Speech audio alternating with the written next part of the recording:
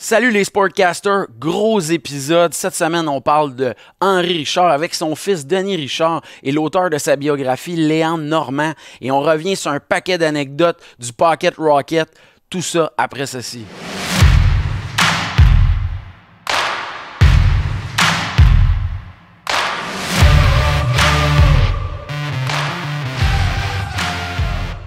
Salut tout le monde, H2O Web Media et la production 4771 souhaitent la bienvenue à mes deux invités au Sportcasters. C'est un épisode très excitant. Léandre Normand, Denis Richard, bienvenue messieurs, ça va bien? Bonjour. Hey, c'est écœurant. Bonjour, ça va bien, merci. Hey, je suis trop content. Aujourd'hui, grande rencontre. On va parler d'une des légendes du Canadien. Puis tu sais là, il y a comme, mettons qu'il y avait comme une couche de légende. Tu sais, je dirais qu'il y en a déjà qui sont au premier niveau. Là, on a atteint le sommet de la pyramide des légendes. On va parler de la biographie, bien sûr, qui vient de sortir sur votre père. Et en indirectement, vous avez mentionné que c'était votre héros dans le roman. Alors, moi, je considère que c'est un roman parce que on dirait que je voyais comme une intrigue là-dedans. Je voulais que ça évolue. Mais honnêtement, je commence l'entrevue en vous disant merci, messieurs, de nous avoir livré ce livre-là que je chéris, que j'ai lu 2 fois en peu de temps. J'espère que vous êtes fiers de votre travail. Et j'espère que les gens vont avoir autant de plaisir à le lire que nous en avons eu à faire les recherches et à l'écrire. Personnellement, moi, c'est un des beaux livres que j'ai réussi à faire. Je pense que les remerciements se font surtout à Léandre parce que c'était vraiment pas mon idée. Okay. Même au contraire, quand Léandre m'a appelé, j'ai dit non, je suis pas vraiment intéressé, tu sais, pas plus que ça. Puis je savais que mes parents avaient toujours refusé, moi. Oui. Fait que il y avait eu une couple de fois qu'il y avait eu les demandes, puis ça avait toujours été non. Puis quand Léandre m'a appelé, je dis non, là, mais je dis, gars, je vais en parler à ma mère comme ça, là, parce que mon père, à ce moment-là, mon père était pas en mesure de prendre une décision. Fait que je n'ai parlé à ma mère aussi, n'en est pas question. Mais après discussion avec ma mère, on a eu une bonne discussion d'ailleurs, puis on avait 2 choix finalement. Soit qu'on en fasse une autorisée, ou soit qu'il y en ait une qui est non autorisée, une biographie. Fait que finalement, j'ai décidé de m'impliquer, puis ma mère était d'accord avec ça, fait que tant mieux. Fait que, tu sais, parce que ça prenait son accord, parce que j'ai eu à la consulter beaucoup aussi. Là. Oui. Souvent, là, je l'appelais, je dis ça, c'est-tu vrai, c'est pas vrai? Fait qu'elle me confirmait ou des choses comme ça, fait que ça a été intéressant avec ça. C'était un gros travail pareil, parce que c'est ça, tu sais, que je me rendais compte, là... Tu sais, le fait est que souvent, de son vivant, le travail, tu sais, Léandre, tu travailles là-dessus, tu sais comment ça se passe. La notion de dire que là, la personne n'est plus là pour venir confirmer ou indiquer, ça peut représenter quoi comme travail de recherche, justement, d'écrire une biographie comme ça? Mais avant ça, j'aimerais revenir à l'acceptation. Ouais. Ça s'est fait par étapes. Au début, Régent allez-y.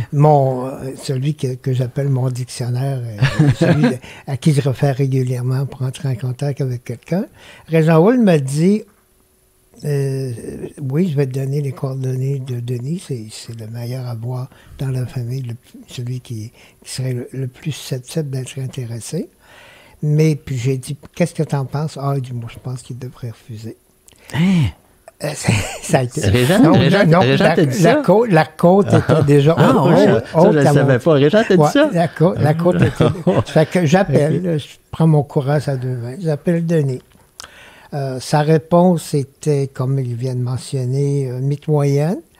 Et puis, on parle avec Lise, l'épouse d'Henri, qui, bon, comme il l'a mentionné, était plus ou moins et moins que plus intéressée. Et par étapes, il me dit ça, finalement, il lui en reparle. Elle dit, finalement, fais ce que tu veux.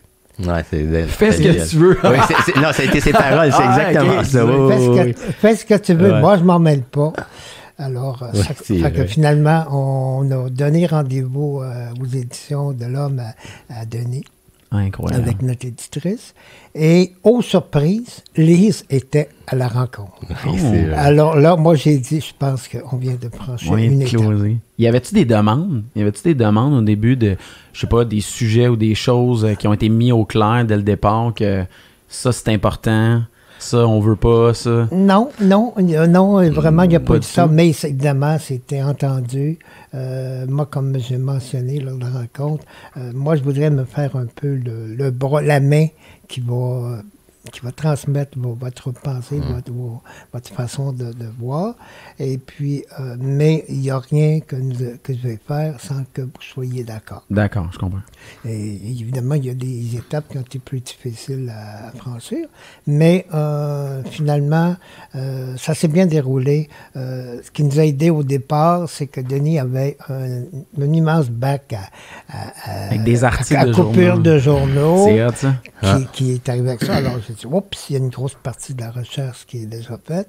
Mon ami Pierre Bruno, avec qui j'ai fait d'autres bouquins précédemment, d'ailleurs, qui était après moi quand tu me demandes s'il y a eu des demandes. Lui, régulièrement, lorsqu'on a fait les autres bouquins, me disait faudrait faire un livre sur Henri Richard. Faudrait faire un livre. Il n'y a personne qui l'a fait. Ça manque. Henri Richard, c'est une des grandes légendes. Alors, moi, j'ai dit, je pense que la famille ne veut pas. Non, je pense pas maintenant. On verra plus tard. Parce que j'avais déjà eu une réponse d'Henri Richard, on parlait. Personnellement? Lui-même, oui, il y a quelques années. Et ça fait que Pierre est après moi, revenait avec ça régulièrement. Et finalement, un bon matin, j'ai dit, je pense que c'est le temps peut-être de faire ça. Et là, évidemment, je reviens en arrière. Régent Houle, Denis et tout ça. Mais je revenais sur... C'est vrai, j'avais un bac avec des découpeurs de journaux, des scrapbooks. J'avais au moins une 10-12 scrapbooks. 21. Tant que ça. Oui, c'est ça. J'avais ça dans mon sous-sol, puis je savais pas... Tu sais, à l'époque où je travaillais, il y a quelqu'un qui m'avait remis ça. C'était un monsieur Béliveau, là, qui n'a pas rapport avec Jean Béliveau. Qui n'a pas rapport avec Jean Béliveau. Monsieur qui m'avait remis ça, puis j'avais ça dans mon sous-sol, dans mon locker. Je savais pas quoi faire avec ça. Je dis, bon, c'est intéressant, mais pas plus, tu sais, c'est des découpeurs de journaux d'époque. Finalement, quand Léon m'a appelé, j'ai dit, mon Dieu, j'ai ça, moi, chez nous. Fait que j'étais allé dépoussiérier ça. J'ai dit, hey, ça va peut-être servir. Fait que là, j'ai passé à travers ça. J'ai fait une espèce de table des matières, tout ça. Là, j'ai faufilé ça. J'ai donné ça, puis on a commencé à travailler avec ça. Là. C'est vraiment hot. Comment ça... Parce que là, tu sais, c'est sûr que là, le livre, il est sorti récemment, mais le travail de tout ça, ça remonte à quand? Le début, là, tu sais, suite à cette rencontre-là, vous êtes mis à écrire. On était à quand, à ce moment-là? On était je dirais début décembre l'année passée. Ouais. Okay. Alors, il fallait d'abord lire. Moi, j'avais déjà plusieurs bouquins. J'avais déjà des recherches que Pierre avait faites puis qui a complétées par la suite.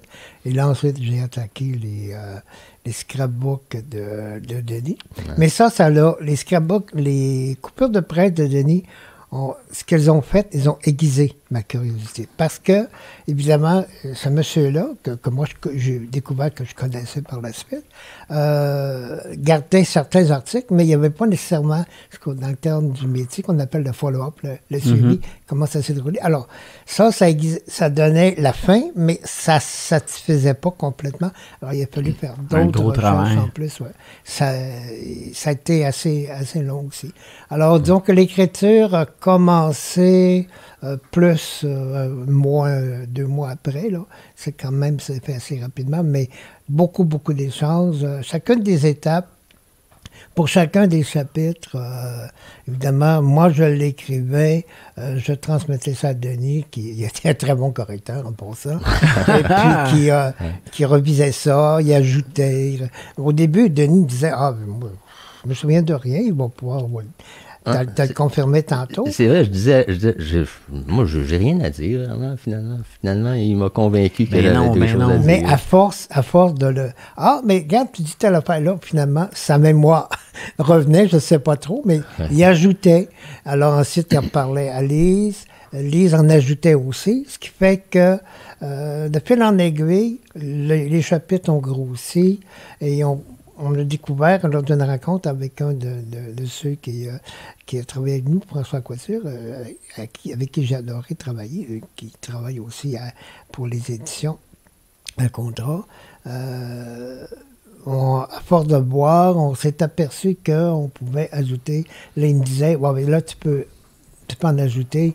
Fait que d'autres recherches à ce moment-là qui arrivent, mais finalement, ça a été, je dirais, ça fait quand même quelques livres que j'ai écrits, là. Ça a été un plaisir continu, celui-là. C'était complet. C'était ma première biographie et c'est un des livres que j'ai vraiment le plus aimé faire. Moi, j'ai trouvé que le livre, il va droit au but. C'est bien écrit. Je trouve qu'en plus, vous avez osé le séparer autrement.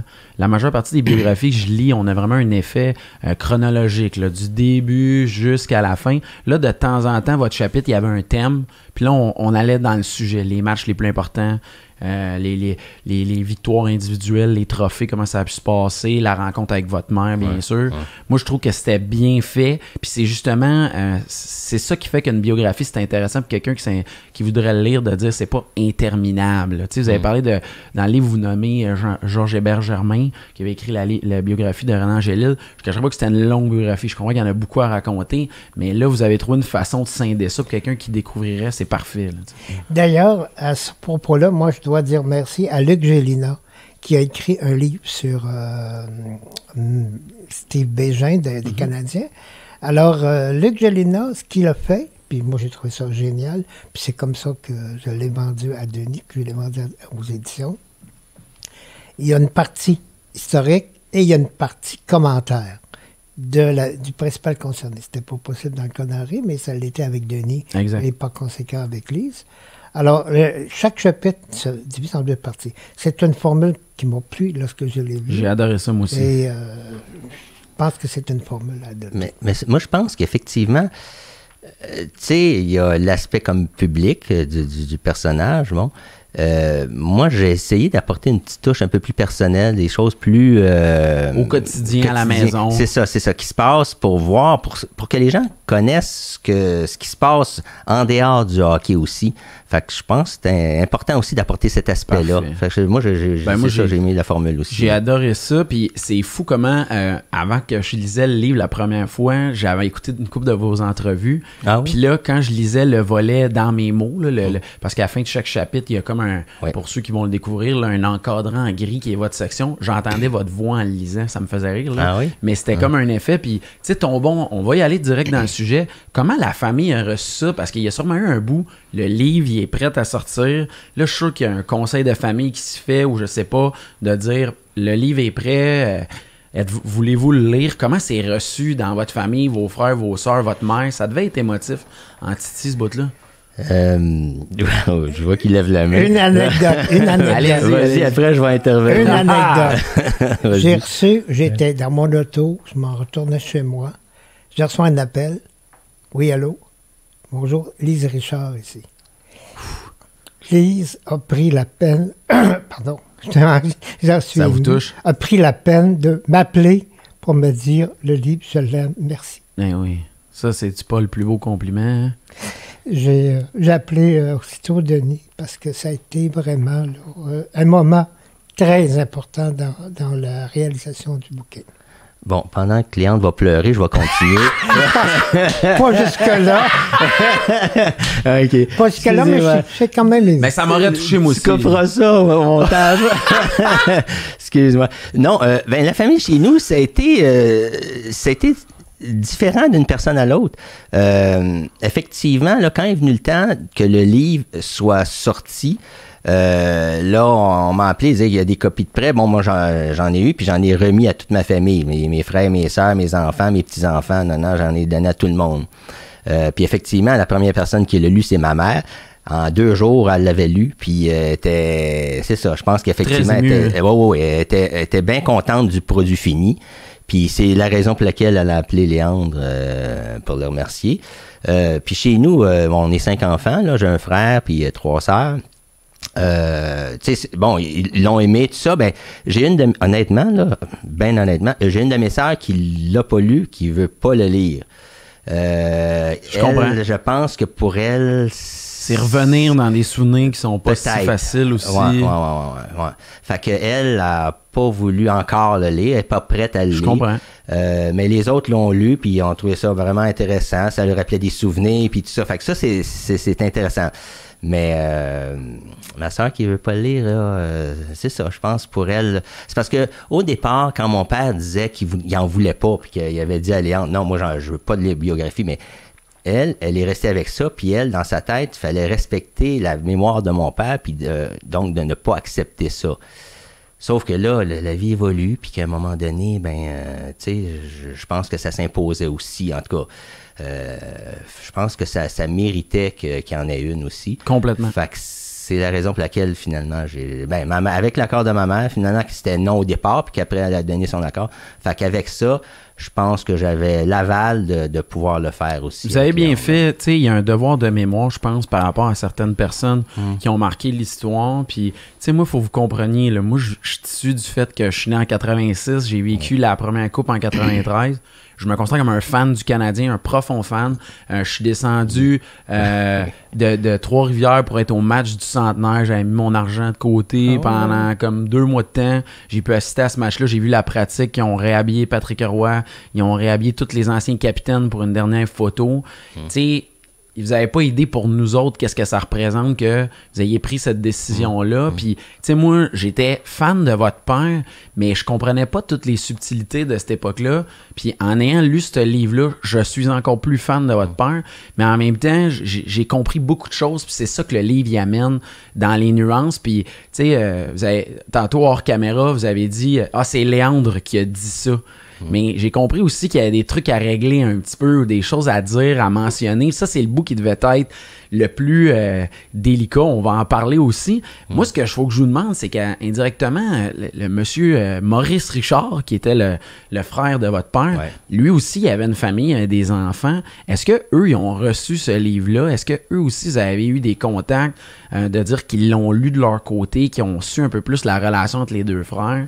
C'est-tu des choses qui ont été amenées, ça? Aïe, aïe, aïe, la question. Hey, hein? Là, je suis gêné de te dire non. Il n'y a pas de problème. Mais ma réponse est non. Non, j'ai pas eu d'écho de mes cousins et cousines. C'est pas vrai. J'ai une de mes cousines, une des filles à Claude, le plus jeune des frères de mon père, qui, elle, m'a appelé, puis qu'elle voulait une copie dédicacée. Ben oui. Fait que j'ai dédicacé, j'ai venu le chercher, puis il n'y a pas eu de problème. Les autres, j'ai pas eu d'écho. Je sais pas s'ils l'ont lu, je sais pas si ils ont pris connaissance, j'ai aucune idée. Mais tu sais, on les a pas consultés non plus, là. Tu sais, on n'est pas allé dans ce sens-là.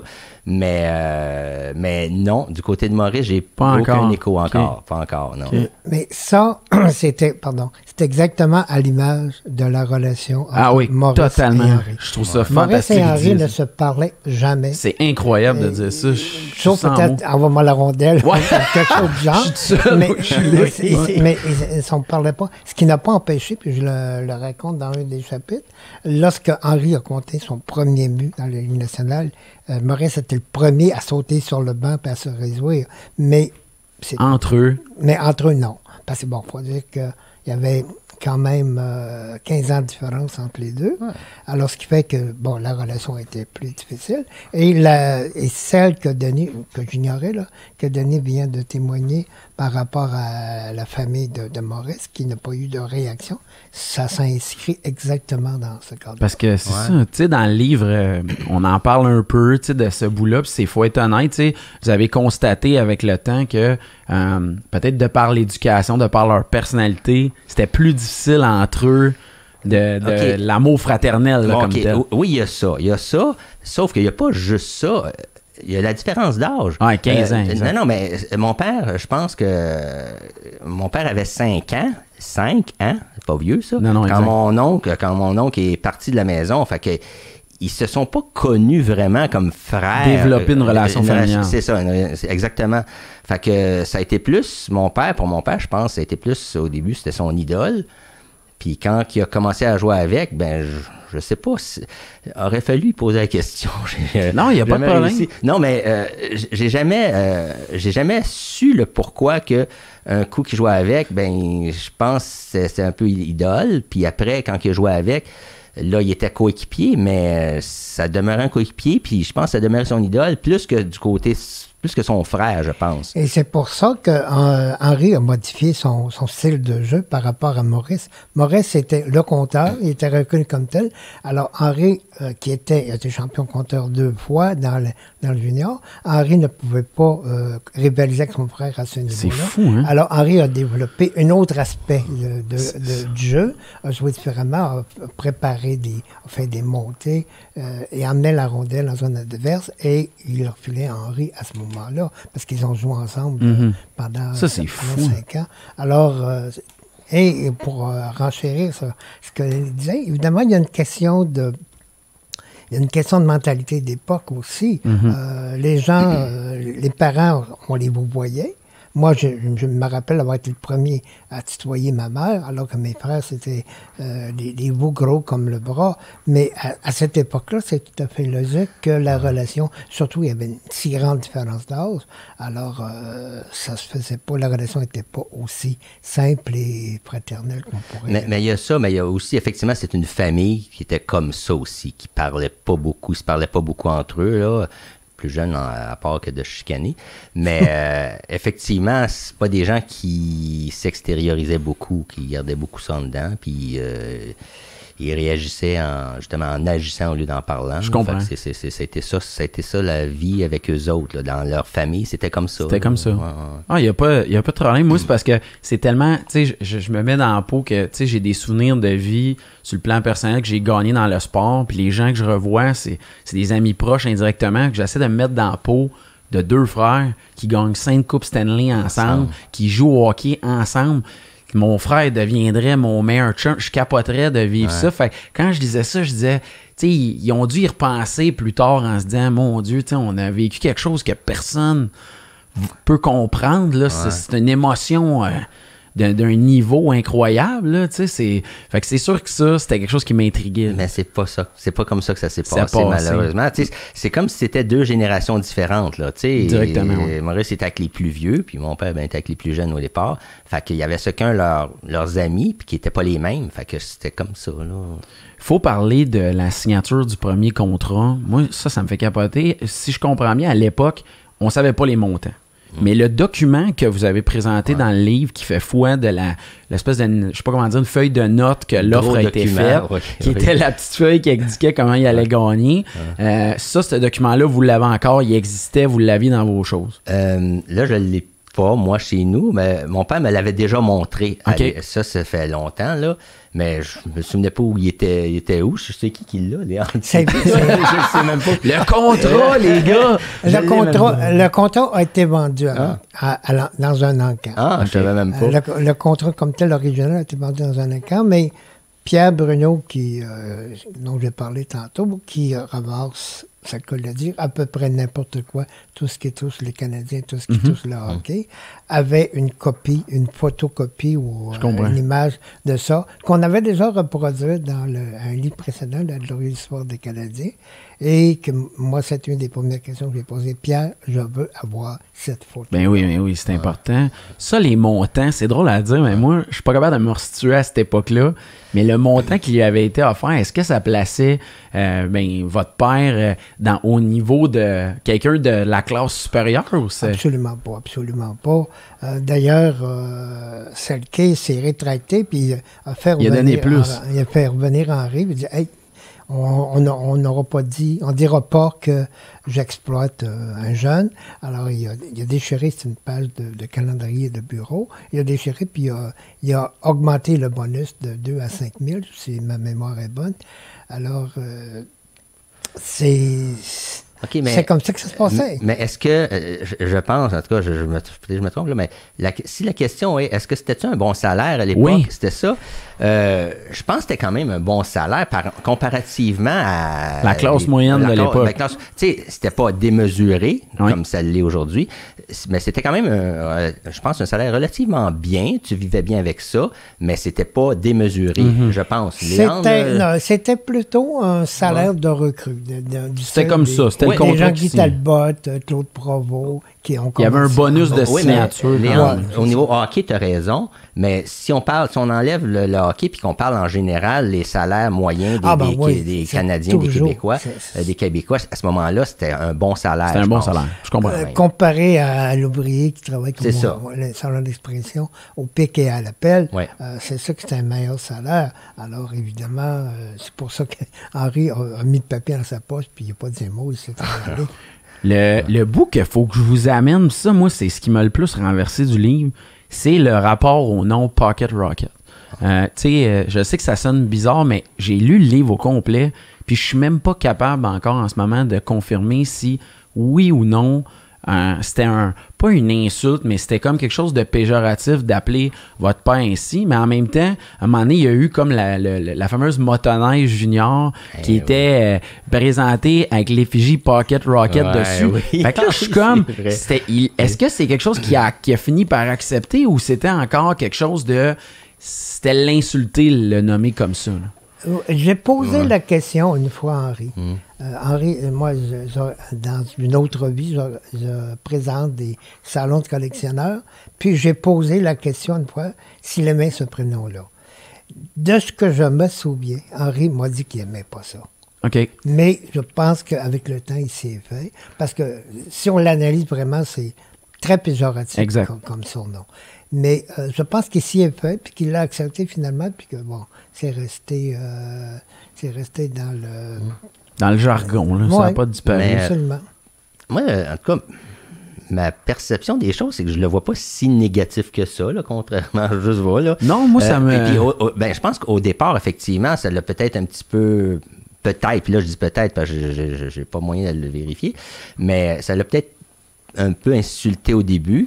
Ça, c'était à l'époque où il jouait junior à Toronto. Là, c'est là qu'ils l'ont appelé. Ça vient de Toronto, ça vient de Canada Toronto, anglais. C'est ça. Parce que, bon, son frère, c'était Rocket. Puis là, lui, mon père était plus petit, donc Pocket Rocket. Je pense que ça a été ça, simplement ça. Mais je pense qu'au départ, peut-être, ça l'a peut-être insulté. Mais par la suite, je pense que j'ai jamais entendu parler... En tout cas, jamais entendu mon père dire « Ah, ce nom-là, je suis pas d'accord avec ça. » Non, moi, dans ma tête, à moi, c'était comme accepté tout simplement, là, à un moment donné. Parce que c'était indissociable, visiblement. Je pense qu'il l'a accepté aussi, mais je comprends qu'au début, il y a une connotation de dire, tu sais, ton père essaie de faire son nom, là, il fallait tout le temps le ramener à comme le frère de l'autre. Puis ça, vous en avez mentionné qu'il y avait du monde qui demandait des autographes, qui disait « Tu peux-tu signer que... » t'es le frère du Rocket. Ça a comme pas de sens, là. Ça en avait parlé qu'il y a du monde, puis là, il signait son propre nom, là. Mais... Et même à la fin de sa vie, à un moment donné, lorsque Henri faisait une tournée avec les anciens Canadiens, à un moment donné, il y a quelqu'un dans l'autobus qui a présenté les gens en disant « On a aussi le frère du Rocket avec nous. » C'est-tu tannant, ça? Mais, après sa carrière, ça commence à être un peu... Non, mais moi, j'ai été témoin de ça aussi. Là. Je me souviens qu'on était, je sais pas, un lieu public quelconque, là, je me souviens plus où, avec mon père. Puis il y a un monsieur qui arrive avec son petit-fils, avec son petit garçon. Puis il dit « Ça, là, c'est le frère du Rocket. C'est le frère du Rocket. » C'est comme ça, là. Puis on était où à ce moment-là dans sa carrière? Il avait déjà gagné la Coupe Stanley plusieurs fois. Non, ça, c'était il avait fini de jouer. En là. plus? Oh my God. À la retraite, là. J'ai lu, tu sais, vous parlez de ça. Moi, ça m'a choqué d'apprendre que dans la période des fêtes, il y a quelqu'un qui s'était introduit chez votre père puis qui avait volé 2 bagues de la Coupe Stanley. Puis c'est drôle parce que j'étais tellement content de aller plus loin que Henri avait pris, il s'était fait appeler plus tard à sa taverne. Puis il avait dit au gars, tu sais, il l'avait envoyé paître. Je trouvais que c'était à hauteur. Je trouvais ça cool à la limite. Je disais, Quint, toi, t'as mes bagues à Coupe Stanley, mais tu t'auras pas une scène de moi. Mais c'était une triste histoire quand même. Honnêtement, mon père, je pense qu'il était pas attaché à ce genre de choses-là. Les biens matériels, pour lui, je pense que c'était plus ou moins important. Fait que l'autre qui a ses bagues, là, honnêtement, regarde, tu peux... là, évidemment, je dirais pas en nom tout ce qu'il a dit, mais je l'ai su, effectivement, mais en voulant dire, garde là la bague, puis mets-la où ce que je pense. Fais ce que tu veux avec. On va dire ça comme ça. Mais à part de ça, c'était fini. Lui, au même titre qu'Henri n'a jamais attaché d'importance à ses exploits, à sa carrière. Pour lui, les chiffres, là, c'était vraiment secondaire. Je comprends que les trophées, ça l'était pas davantage. Là. Alors, effacé, homme de peu de mots, on l'a dit et répété à maintes reprises. Alors, pour lui, là, il était vraiment au-dessus de ça. C'était pas... Puis tu sais, je pense que c'est une des raisons pour lesquelles lui, il voulait pas de biographie. Parce que lui, je pense qu'il jugeait que c'était pas important, que c'était banal. Rien accompli de si extraordinaire à ses yeux. Je pense que c'est il était très humble, là, très humble, parce que, tu sais, je veux dire, autant sur le volet caritatif, le fait que, tu sais, aujourd'hui, on verra plus ça, un joueur qui va probablement jouer sa carrière au complet avec la même équipe. Puis, Moi, ce que je trouve, tu sais, on vous a posé la question, le fait d'armes que votre père, tu sais, qui est le plus impressionnant, effectivement, que les 11 Coupes Stanley, c'est ça. Mais moi, ce qui m'impressionne, c'est qu'il a gagné dans les 3 décennies, dans le fond. C'est ça, moi, qui m'impressionne le plus. Mais moi, c'est même pas ça. Ah ouais? Ben, ça m'impressionne un peu, là, oui. J'espère! Ouais, quand même.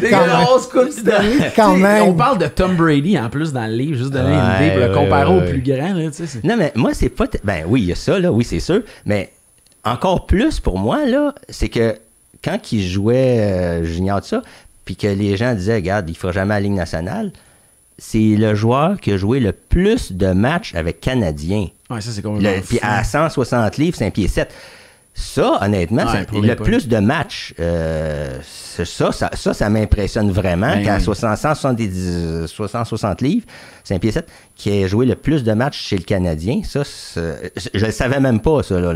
Je l'ai appris la dernière année. Je l'ai appris la dernière année, entre autres. Là. C'est ça, j'ai appris entre autres. Et qui plus est, Henri, on a manqué quelque chose comme 200 à cause des multiples blessures, puis Dieu sait qu'il n'a pas été épargné. Alors, si on ajoutait une partie de ces matchs-là, Henri serait tout près d'être le meilleur marqueur de l'histoire de Canada. Ben oui, il était Je ne sais pas qu'il y arriverait, parce qu'il y a en saison régulière, là, il y a 1000 quelques points, et puis Béliveau en a 1280, quelque chose du genre. Lafleur a 1240, à peu près. Alors, rajoute-en, Henri a fait plusieurs saisons de 70 parties. Alors, 200 parties, divise ça par 3 saisons. Ça donne 3 saisons, je veux dire.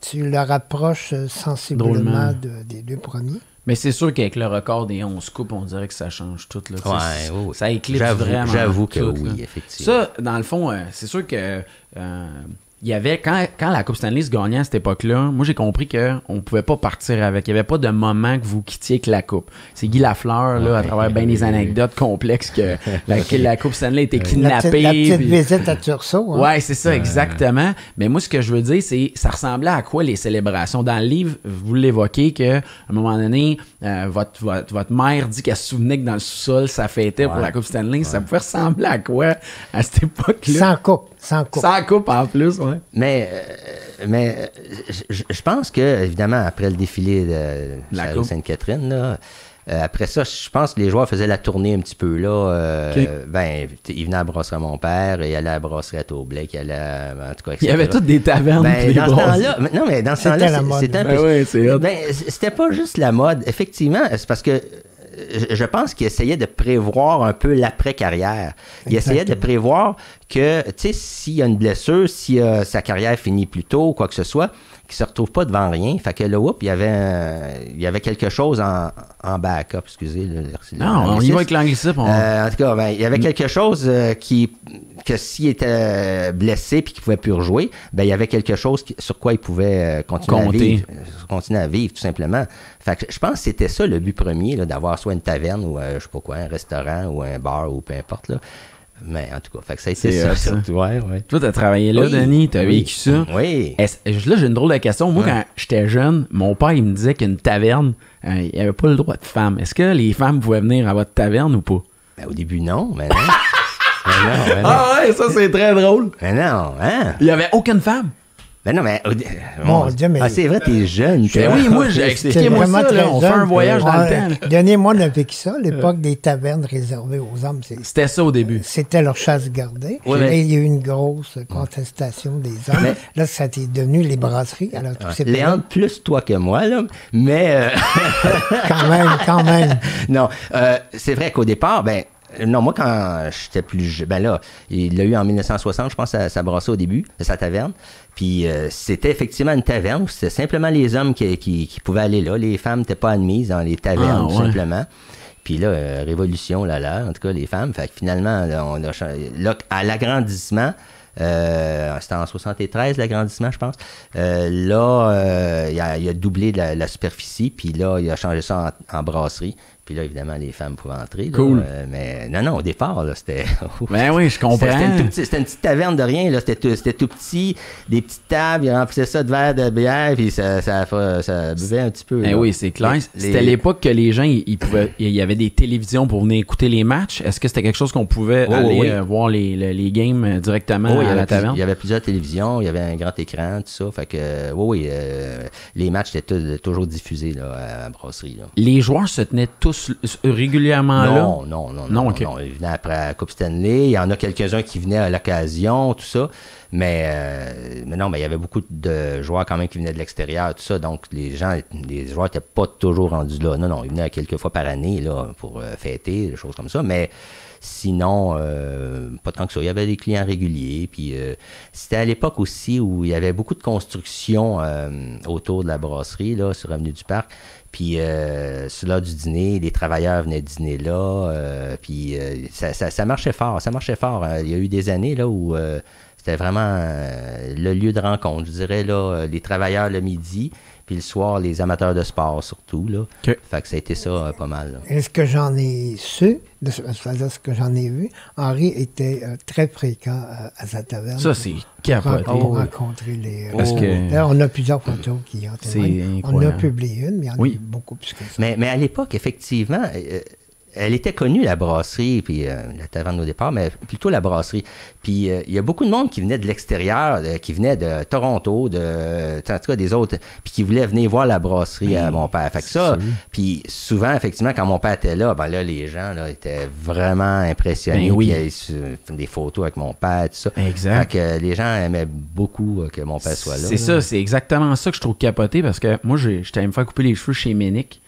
Pour vivre l'expérience. Un autre classique. Un autre classique. Puis moi, je m'étais dit, c'est sûr, je me serais tenu là à comme poser des questions, vivre l'époque, puis tout ça. Fait que je trouvais ça écœurant que les joueurs, ça les rendait accessibles. Tu sais, à cette heure, les joueurs, ils ont un compte Facebook, Instagram. Dans le temps, il y a des tavernes brasseries, je trouve ça encore bien plus hot, là, tu sais. Est-ce que, si je compare les deux pour votre père, là, puis on retourne au temps, est-ce que ça a été plus dur de fermer la brasserie ou ça a été plus dur d'arrêter le hockey? C'est la première fois que je me fais poser cette question-là. C'est différent. Premièrement, arrêter de jouer au hockey, je pense que là, il était rendu au bout, là, je pense. Là. Fait que ça, je pense qu'il était déjà rendu là. Mais la taverne, la brasserie, je pense qu'il aurait voulu qu'un de ses enfants reprenne ça pour que... Je pense qu'il aurait bien aimé ça, effectivement. Mais on était ailleurs. Puis là, tu sais, on avait chacun nos affaires. Puis finalement, ça n'a pas donné suite. Fait que je pense que ça y a fait un petit pincement au cœur quand il a dû fermer sa brasserie. Là. Je pense que ça a été une grosse affaire parce que il aimait bien sa brasserie. Puis, tu sais, même si il parlait pas beaucoup, même si je pense qu'il aimait quand même rencontrer les gens, il aimait ça à sa taverne, que les gens venaient lui parler. Je pense que ça, il vivait de ça. Je pense qu'il appréciait beaucoup les gens. Fait que... Faut que je comprenne quelque chose. Il y a un bout dans le livre qui m'a comme renversé. Là. J'étais genre, qu'est-ce que c'est ça? Parce que là, vous parlez du contact avec le public, on parle de ça, tu sais, le côté social. Ça pouvait ressembler à quoi? Vous avez dit que lui et Jean-Guy Talbot, ils étaient allés suivre des cours de personnalité.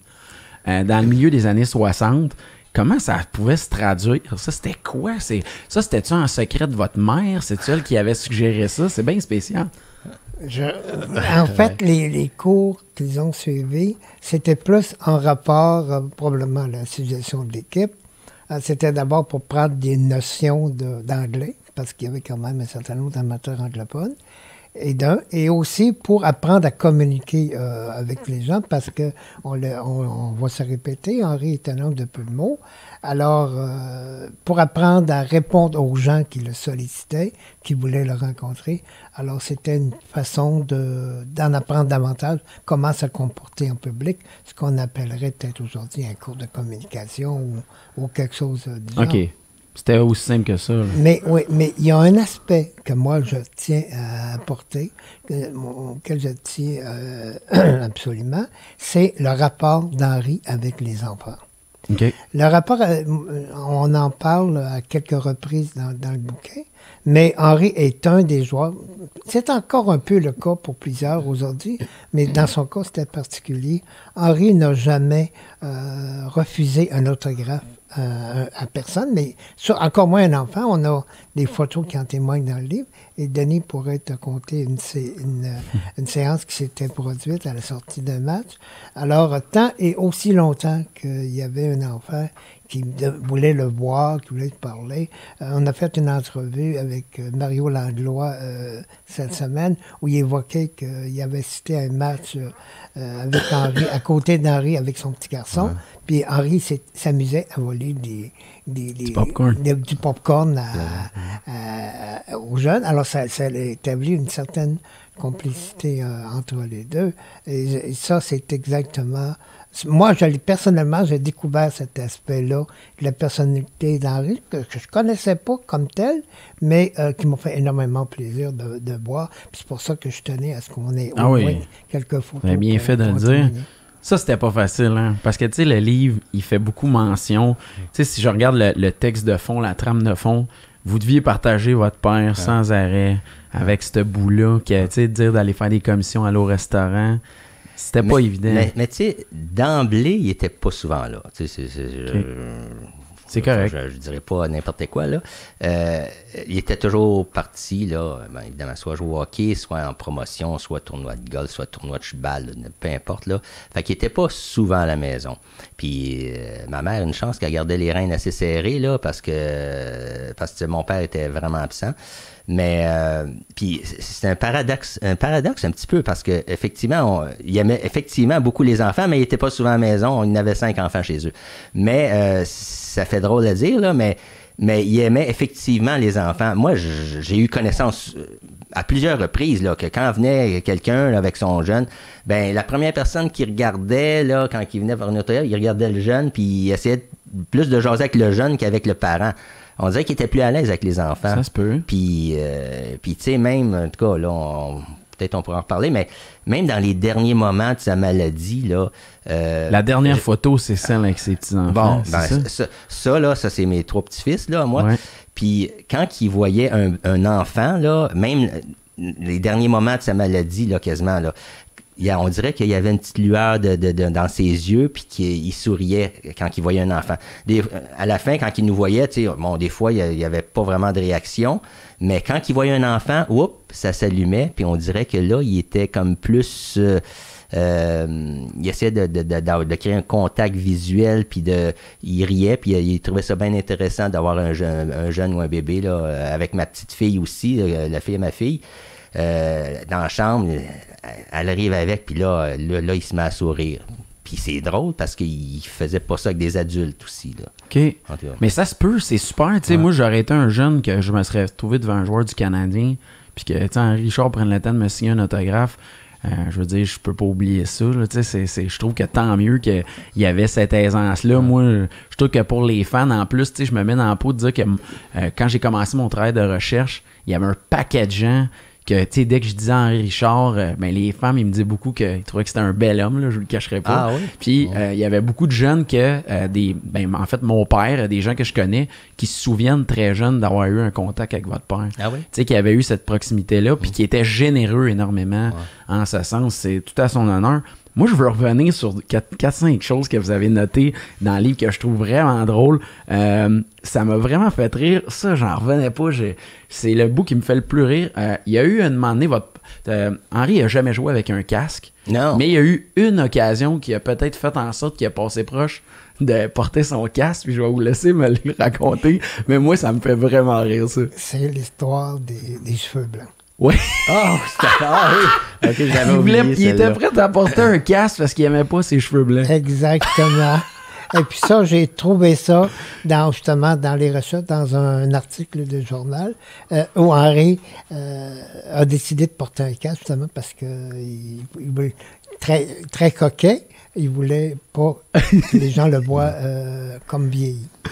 Hey, ça, mais tu vois, moi, j'ai pas vraiment eu connaissance de ça. Là, parce que lui, moi, dans ma tête, je l'ai jamais vu avec un casque. Là, puis il a eu souvent des blessures là, à la tête, au-dessus d'un œil, des pointitures. Il y en a eu beaucoup, beaucoup. Là. Fait que, tu sais, au-delà de ça, c'est dur de croire qu'en ayant un œil au beurre noir, tu te soucies de tes cheveux gris en dessous d'un casque, là, tu sais, c'est... Parce que moi-même, je suis un peu surpris de ça, parce que je sais que, non, mais même par la suite, quand il a pris sa retraite, puis qu'il jouait avec les anciens Canadiens, il a jamais joué avec des casques, il a jamais voulu, il trouvait que ça le fatiguait, puis... Je comprends. Mais on n'a pas de photos pour en témoigner. Non, je comprends. Évidemment, Sacré. Entre journalistes, on se croit. Alors moi, puisque ça a été écrit par un journaliste quand même d'expérience. Ça se peut, Alors, moi... Mais je trouve ça incroyable de dire que, tu sais, ça prouvait la témérité de votre père, que le seul élément qui aurait justifié le port du casque, c'est les cheveux gris. Moi, ça me fait capoter parce que, tu sais, en plus, je vois beaucoup d'images que ça semblait... Tu sais, on parle... j'essaie d'analyser, j'ai demandé à beaucoup de gens de me parler du jeu. Tu sais, je voulais comprendre quel genre de joueur. Puis là, je disais, nomme-moi une qualité qui revenait. Fait que là, tu sais, fabricant de jeu, ça revenait beaucoup. Acharné, ça revenait beaucoup. Et ce qui revenait vraiment, c'est protection de rondelle. Tout le monde disait que votre père, c'était impossible pratiquement d'y enlever la rondelle. Mais ce qui ressortait aussi, c'est qu'autour du filet du gardien, il était vraiment présent. Fait que là, je me disais, quelle bonne raison de porter un casque, là. Tu sais, je veux dire, les joueurs shotent vers le but. Fait que j'aurais trouvé ça logique pour dire, tu sais, mettons, il y aurait une blessure au visage de dire, gars, pour ce match-là, je vais porter un casque, mais c'était impossible. Il voulait pas. Mais tu sais, faut dire qu'au départ, quand il a commencé à jouer en 55, il n'y a personne qui avait un casque, là, ça, c'est sûr. Puis je pense qu'avec les années, il y en a qui ont commencé à en porter, mais lui a toujours refusé. Là, ça le fatiguait. Je comprends très bien. Probablement. Mais sa ténacité dont tu fais écho, autour du filet, la plus belle comparaison que j'ai eue, c'est justement Lise Richard qui me l'a faite, lorsqu'elle a mentionné que le joueur qu'elle préférait, c'était Brendan Gallagher actuellement, et ça ne peut pas être meilleure comparaison. Exact. Parce que, au point de vue ténacité, la grandeur. Rappelons-nous la photo du dernier match canadien où Gallagher, la bouche ensanglantée, engueule l'adversaire. C'est typiquement Henri Richard. C'est hot, ça. Moi, je suis content de vivre un peu ça, parce que quand je lis le livre, je le vois qu'il y avait des matchs que je sais pas comment votre mère a fait pour écouter la game au complet, là, tellement c'était sanglant, ou c'était... Tu sais, elle devait se dire, mon Dieu, il va revenir à la maison, ça va être quelque chose, là, tu sais. Puis c'est drôle, hein? Elle m'a toujours dit que... Ma mère m'a toujours dit que... Elle n'a jamais eu peur pour mon père. Elle haïssait pas ça, même, que quand ça jouait rough, tout ça. Puis elle me disait... non, elle m'a toujours dit ça, elle. Moi, elle n'a jamais eu peur pour ton père. Là, moi, incroyable. Non, c'est vrai. Incroyable. Ouais. Votre père, il était reconnu comme un homme qui avait un caractère assez bouillant, par exemple. Puis moi, je vais le laisser le compter parce que je trouve ça fantastique. Mais l'anecdote de Pierre Trudeau au golf, je la trouve savoureuse. Oui. Je vous laisse compter ça. C'est parce que ça, moi-même, mais j'ai toujours pensé que c'était une légende urbaine. C'est vrai. J'ai toujours pensé ça, parce que je l'avais déjà entendu parler, puis je l'avais dit j'avais dit, c'est-tu vrai cette affaire-là? Ben non. C'est pas vrai cette affaire. Mais effectivement, Pierre Trudeau, quand j'y ai parlé, c'est l'an dernier, il dit là, ton père, là, il m'a raconté ça. Effectivement, mon père était fâché de son jeu au golf, puis première balle dans l'eau, je pense. Puis là, il en joue un autre, encore dans l'eau. Fait que là, il était en mood. Là, effectivement, là, il bouillait. Puis je sais pas si c'est la troisième balle ou c'est une balle de golf, mais en tout cas, là, il était tellement maudit qu'il a pris son sac de golf puis il l'a lancé dans le lac. Fait que là, il s'est rendu compte que ses clés d'auto étaient dans le sac. Fait que finalement, il est allé dans l'eau pour ramasser son sac, il a pris ses clés, il a relancé le sac, puis il est retourné avec ses clés. Ça c'est magique. Mais il y avait un autre légende urbaine qui disait qu'il y avait un cadet, puis qu'il avait lancé le cadet dans l'eau aussi, mais ça, c'est pas vrai. Ça, c'est pas vrai. Là. Parce qu'à votre père, ce qui ressortait, c'est que c'était une force de la nature, là, toute l'histoire de... Il y avait quasiment des exploits physiques en soi, là, des histoires de 3 combats le même soir. Que même en vieillissant, il était encore vraiment dur, il avait une poigne.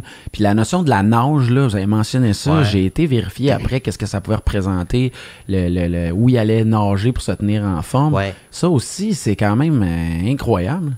Ben, je dirais même que c'est téméraire. Là. Oui, c'est ça. Très téméraire. Parce qu'effectivement, je demeure pas tellement loin de là. Le pont de l'île Perry, là, à Montréal, en Annecy. Puis, effectivement, ce coin-là, mon Dieu, la rivière des Prairies est assez intense, puis il y a beaucoup de remous. Il allait nager là. Ben, ça en l'air à ça. Puis à l'époque du parc Belmont, qui était un petit peu plus en amont, il partait de là, puis il nageait, puis ma mère le suivait en canot jusqu'à chez eux. Regarde, je vois ça effrayant, là. Il me semble qu'il y a beaucoup trop de courant, mais en tout cas, ça a l'air qu'il le faisait, puis effectivement, il paraît que c'est tout à fait vrai. Ma mère m'a confirmé ça.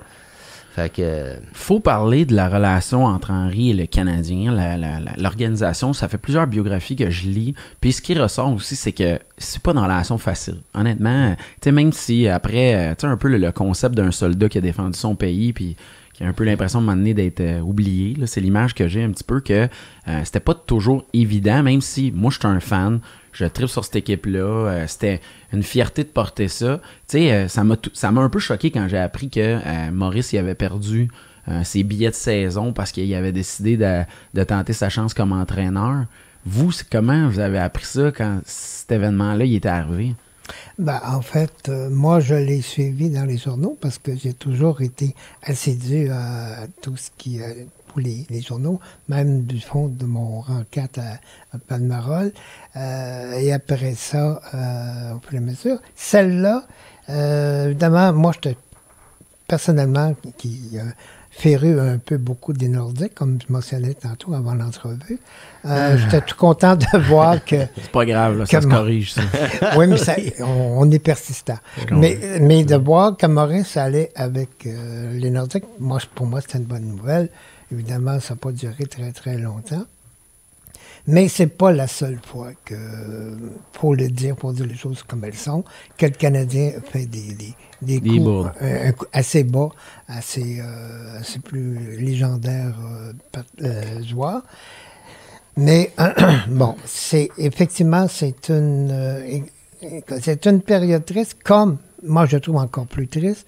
Ça réfère à 1974, lorsque Scotty Bowman a décidé de laisser Henri de côté, sans même le prévenir, sauf au tableau de le mentionner qui jouerait ce match-là. Maurice, qui n'était pas retombé en amour avec les Canadiens, mais qui avait effectivement accepté d'assister à cette partie inaugurale. On parle de 1974, qui est la dernière année d'Henri avec les Canadiens.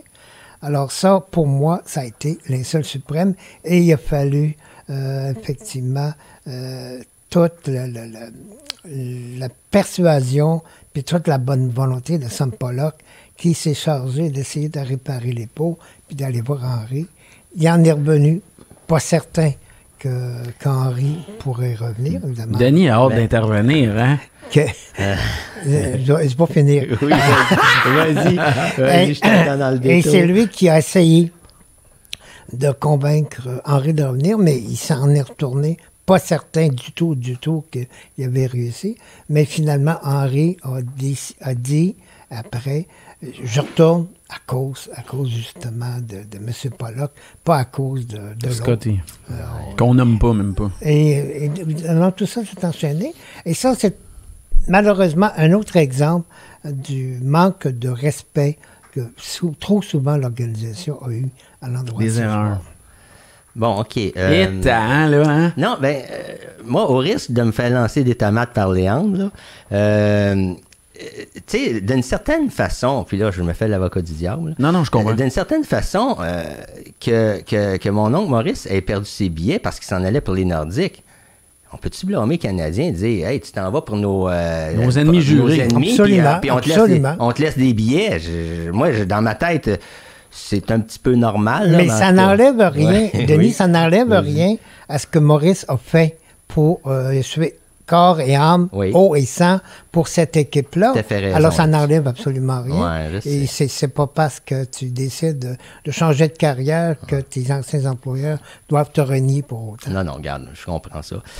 Mais ça ne sera pas des tomates, ça va être des paroles. J'adore que la discussion est comme ça, les gars, c'est fantastique. Mais concernant mon père, moi, le club de hockey canadien a toujours été bon avec mon père. Oui. Moi, là, Même après? J'ai toujours eu un respect très grand pour l'organisation du Canadien avec mon père. Ils l'ont toujours bien traité. Il a toujours été, tu sais, bien traité. Puis, tu sais, à l'époque, c'était Ronald Coré que, tu sais, les Canadiens, ils cherchaient, à l'époque du Forum, ils cherchaient un endroit pour peut-être les femmes des joueurs puissent avoir un endroit pour se recueillir, réunir ensemble. Puis c'est Ronald Coré, à l'époque, quand il était président, qui a finalement acquiescé à une demande c'était avec mon père puis Jean-Guy Talbot, je pense. Il a dit ça serait une bonne idée d'avoir un endroit pour le salon. Pas juste des anciens, le salon des femmes des joueurs, puis par la suite, le salon des anciens. Puis ça a été perpétué, ça continue encore. Fait que encore là, même d'ailleurs, quand on y va, on va là. Voilà, ça c'est m'amènerie, c'est possible.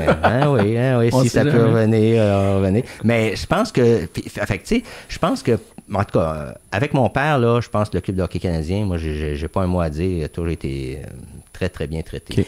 Mais il faut, je pense que le moment est propice pour louer le rôle de Ronald Coré par rapport à l'histoire. Oui. Ronald Coré lui, avait conscience de l'histoire, de perpétuer cette histoire-là.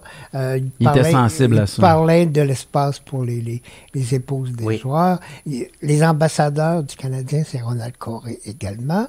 Alors, lui, son règne, si on peut dire, a été marqué de cette reconnaissance-là envers les anciens, et je pense qu'il faut lui rendre hommage pour ça. Fantastique. C'est lui aussi, là, au niveau du Centre Bell aussi, qui a travaillé beaucoup, qui a travaillé fort aussi pour la construction du Centre Bell aussi, si je ne me trompe pas. Effectivement. Le leg est... Ce que vous dites aussi, c'est un peu comme... le leg est plus important qu'on peut l'imaginer de la part de M. Coré envers le club canadien. C'est ça que vous dites? Absolument, absolument. Et puis, si jamais on a la chance de le faire de façon plus concrète, moi, je suis un de ceux qui seraient très intéressé à souligner cet apport. Parfait. Fait que dans 10 jours, on pourrait savoir... Non, on n'en est pas là. On n'en est pas là encore. Moi, Ronald Coré, là, je le connaissais pas plus que ça, là, tu sais, puis je l'ai même surtout connu quand il venait voir mon père, ou quand il était placé les dernières années, puis j'ai eu plus de relations avec lui, Ronald Coré, là, puis je trouvais que Ronald Coré, quand il venait voir mon père, il était sincère, il avait l'air attaché, il avait l'air vraiment à aimer mon père. Fait que pour moi, là, qu'il fasse la préface, c'était une priorité pour moi, que Ronald Coré fasse la préface, parce que... c'est ton idée, d'ailleurs. Ben, c'est mon idée, oui, c'est sûr que c'est mon idée, puis j'y tenais aussi. Puis Mais vous jugiez que c'était la personne idéale dans le contexte? Oui, parce que moi, là, c'était mon premier choix, là, que c'était lui, ben, j'avais juste un choix. C'était Ronald Coré, parce qu'effectivement, Ronald Coré, il a toujours été très gentil avec mon père. Je pense qu'il aimait beaucoup mon père, puis je pense que il y avait une relation vraiment intéressante avec mon père, là. Puis non, moi, j'ai vraiment été vraiment content qu'il accepte. Puis quand je l'ai rencontré, qu'on a dîné ensemble, puis que toute la discussion qu'on a eue, bon, j'ai tout enregistré ça, j'ai écrit ça, j'ai envoyé ça à Léon, il a inséré ça dans le texte. Il m'a dit plein de petites anecdotes qu'il m'a données, puis j'ai trouvé ça vraiment intéressant d'avoir dîné avec lui. On le sent à la part de Et la Coré. preuve que Ronald Coré tenait à témoigner, il s'est repris 3 fois pour faire sa préface. Ah oui. Évidemment, au début, on aimait moins. On trouvait qu'il nous voilait un peu des histoires. Mais finalement, de lui-même, il s'est repris. Il a fait une excellente préface. D'ailleurs, j'en profite pour souligner qu'il y a 2 personnes dans l'organisation du Canadien qui sont restées très, très proches d'Henri. Puis, Monsieur Hull. Denis peut en témoigner. Régent Hull et Ronald Coré. Wow. Régent Hull, jusqu'à la fin, et même dans l'hommage que lui a été rendu au Centre Bell à son décès, a joué un rôle immense. Et Ronald Coré, la même chose, préalablement. Je seconde. Je voulais vous demander, parce qu'on en a parlé un petit peu plus tôt, tu sais, la collaboration du club de hockey canadien par rapport au livre, on parle nécessairement de la photo sur la couverture. Moi, je trouve que ça lui rend hommage. Qui avait pris cette photo-là? Et je trouve que... Là, tu nous embarques dans une longue discussion. On a eu des discussions là-dessus. Là, oui. Pour résumer l'histoire, disons que C'est à peu près la, je dirais, 7e, 8e photo qui a finalement été retenue. Il y a eu plusieurs suggestions. Moi, personnellement, j'ai été fervent de montage de photos de différentes époques et de familles. Et puis, bon, il y a des questions monétaires à considérer. Puis, c'était pas l'avis général de la maison d'édition, des éditions de l'Homme, et d'Eliott Mercier, qui était directement responsable du dossier. Là, finalement, il y a eu des photos qui ont été suggérées par différentes personnes, jusqu'à temps qu'à un moment donné, on arrive avec un choix de différentes photos. Et puis, celle-là, c'est une photo qui est extraite d'une scène qui s'est passée contre les Rangers de New York. À un moment donné, à force de faire les photos, je dis, hop, celle-là, reviens-toi en arrière un petit peu, avec Julien avec qui je parlais, qui était le graphiste des éditions. Et puis, finalement, bon, les éditions semblaient préférer une autre photo. Fait que là, on a convenu de prendre à peu près 4-5 choix différents. Puis on a dit, OK, on va passer ça au vote parce qu'il y avait eux autres, ils ont leur comité de rédaction qui évalue aussi qu'est-ce qui est le plus vendeur, entre guillemets. Alors finalement, ils nous ont envoyé ça à tout le monde et sans qu'on se console, Denis et moi, on est tombé sur cette... Moi, j'y tenais mordicus et Denis a eu le même choix sans m'en parler. Alors, ça l'a... C'est fantastique. Mais c'est une histoire de plusieurs semaines. Mais c'est vrai, les dernières, il y avait le choix de, je pense, 5 photos. Puis là, on s'est parlé, on s'est dit, OK, toi, vas-y dans tes choix, 1, 2, 3, 4, 5. Puis moi, je voyais avec mes choix 1, 2, 3, 4, 5. Puis après, on va se consulter. Puis on avait tous les deux le premier choix, c'était celle-là. Elle est vraiment écœurante, cette photo-là. Elle est typique du jeu d'Henri Richard, fabricant de jeux, acharné, déterminé avec la rondelle.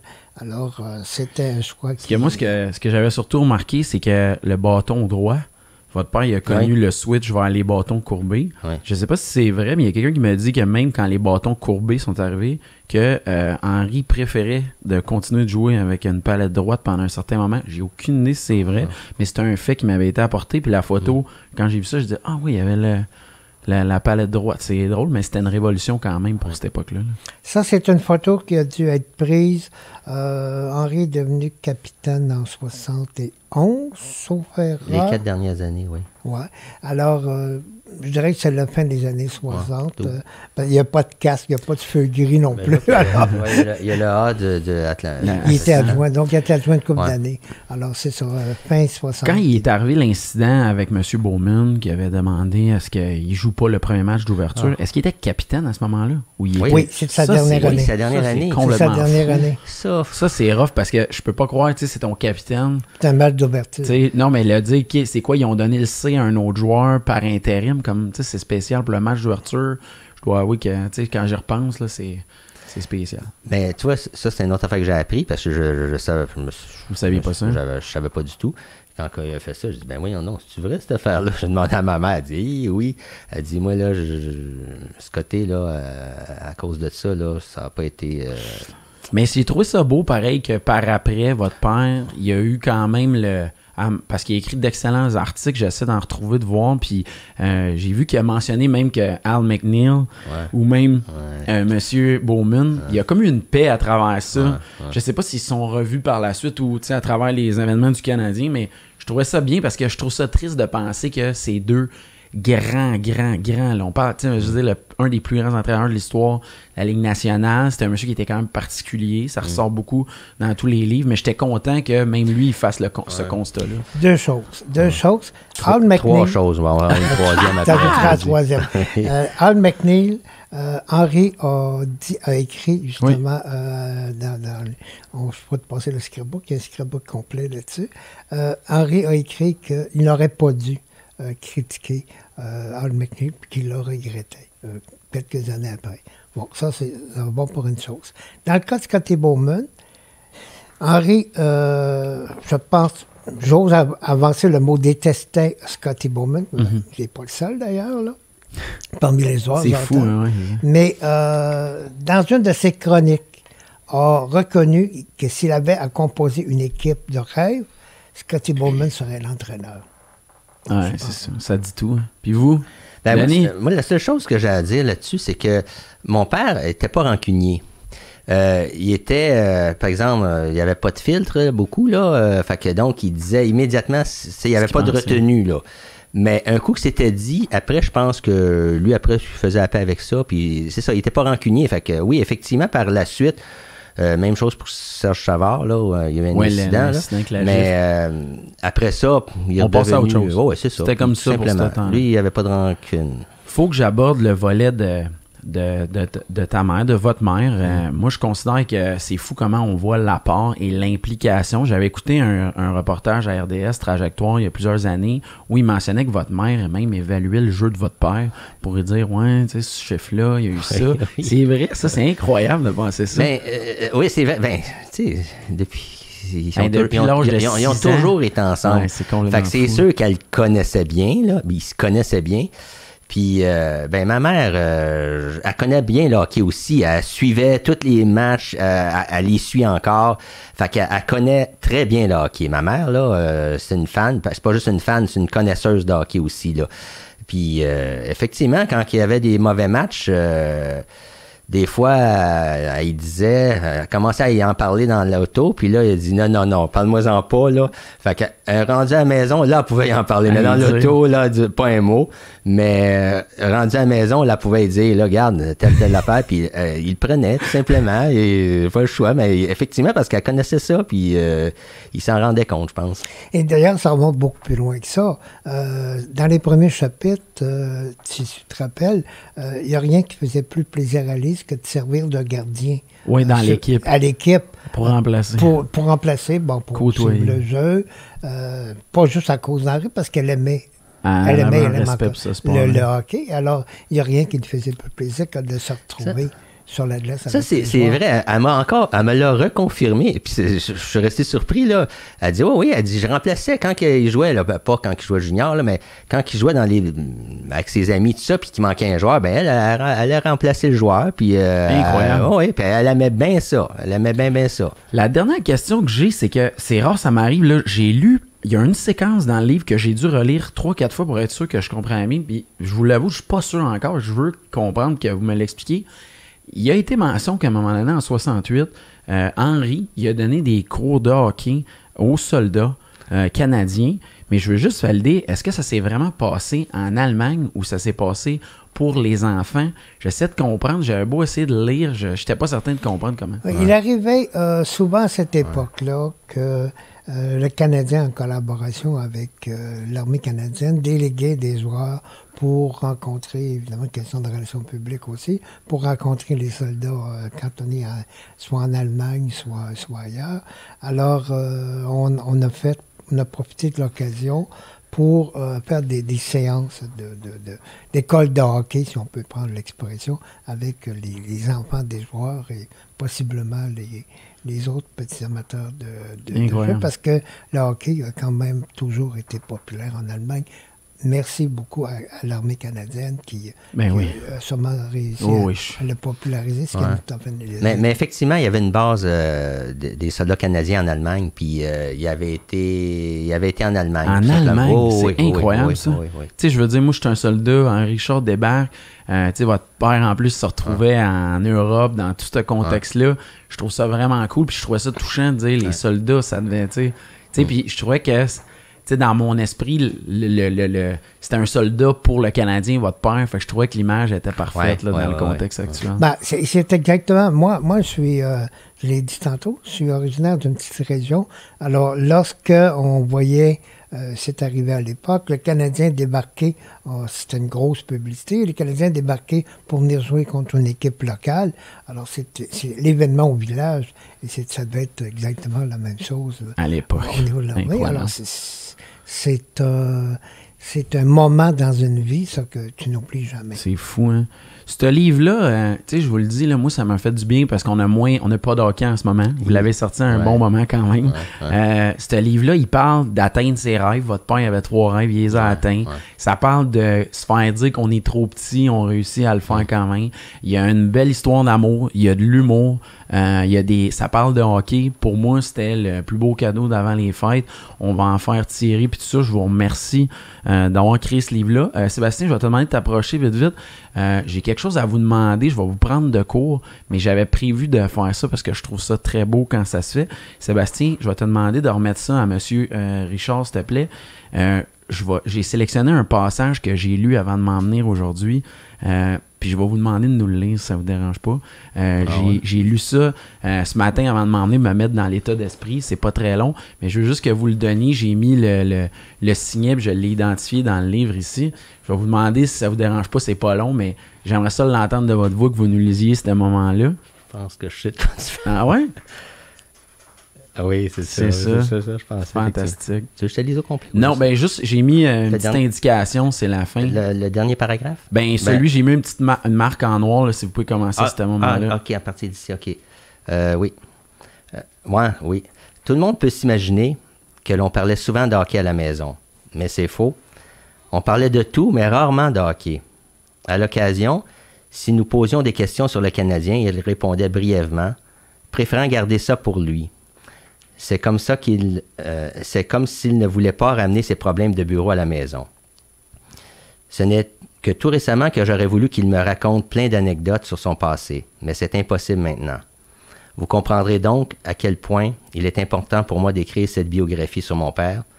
Je veux me rappeler ses exploits et témoigner de son grand cœur, comme le dit la devise du Panthéon des sports du Québec, pour que vive son histoire. Signé Denis Richard. Ouais. Bien, messieurs, je tiens à vous remercier. C'était un moment important pour moi.